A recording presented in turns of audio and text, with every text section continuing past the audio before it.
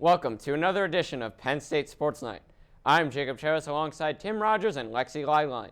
It's been a busy week for both the men's and women's lacrosse teams. So Lexy, what happened this weekend for the men's squad against the Michigan Wolverines? The team had a really rough weekend in Ann Arbor. I mean, they lost 14-12, I'm pretty sure was the final score. They started off pretty strong. Matt O'Keefe had a laser beam into the back of the net. Jack Kelly, your boy, followed with a goal. At one point, they had 5 unanswered goals. But they just couldn't hold off Michigan. They tied twice, but Michigan always seemed to have a 1-goal lead or 2-goal lead, even a 3-goal lead. This is their first win of the season for Michigan Wolverines, and this is the first time Penn State has lost in Ann Arbor since 2013. I'm really disappointed. I'm hoping something will change and they'll start winning. Yeah, that third quarter really killed them. I mean, Michigan went on a 4-0 run. Penn State had no answer. They didn't know what to do. Credit to Matt O'Keefe getting his 200th NCAA goal. He's got 202 now, and he definitely will break the record. But that was the only bright spot. You know, the defense was weak. There was no real structure there. And when they did have the ball, Michigan, they scored. It was a very efficient, and again, the defense for Penn State has to be better. Why is this team struggling even though the majority of their star players returned for another season? I think we really underestimated Grant Amon. I mean, he is really that good. You know, Penn State with him in the roster went 20-4. They already have 4 losses in 5 games. That's not acceptable. Amon, he was the distributor. He was able to let that Matt O'Keefe shot go. He was able to find Jack Kelly, my boy, in the slot on the cuts. And he could draw the double, leaving plenty of people open. And again, I don't like the defensive structure. Jeff Tramboni's got to fix that.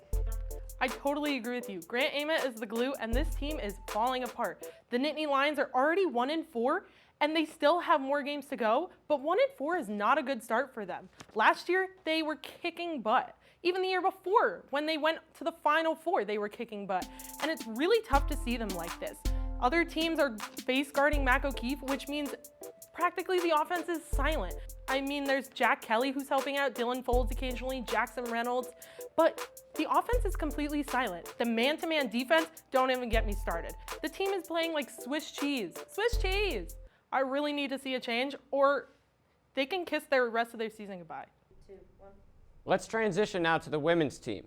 They also played Michigan and won 13-12 in overtime. So how does this win steer them back in the right direction? This win is huge for the Nittany Lions. They're coming off a 3-game loss streak. They lost really big to Northwestern twice out there in Illinois.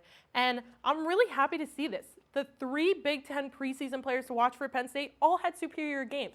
Taylor Supley, she had 13 saves, her 19th career double-digit save performance.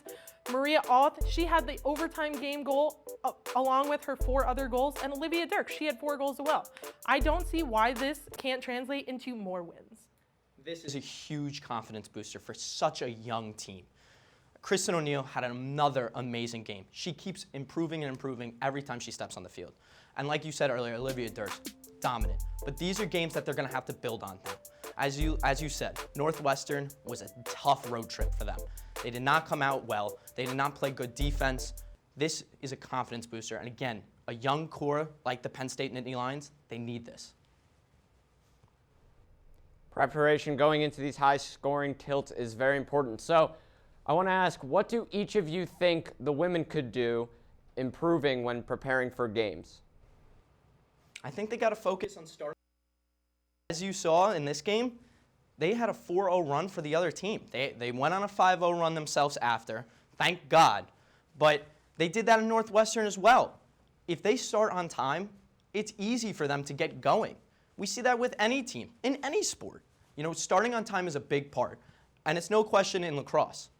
For this women's team to keep improving, to get their season that they want, they're going to have to start on time.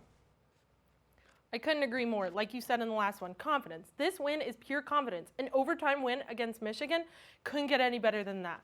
They have some rough games coming soon. They have Ohio State twice. They have Rutgers, Hopkins.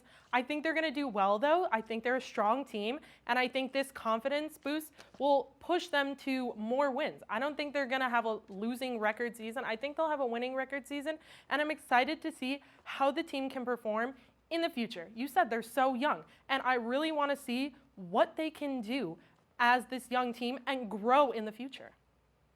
We will just have to see how the rest of the year plays out. And that's going to do it for this edition of Penn State Sports Night. For Lexy Leidlein and Tim Rogers, I'm Jacob Cheris, and thanks for watching.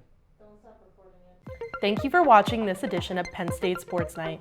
If you're a fan of our content, please be sure to subscribe to our YouTube channel for more clips. Also, follow us on Twitter at PSSN TV and on Instagram at PSU Sports Night to keep up with all the action. For all my colleagues, we are Penn State Sports Night.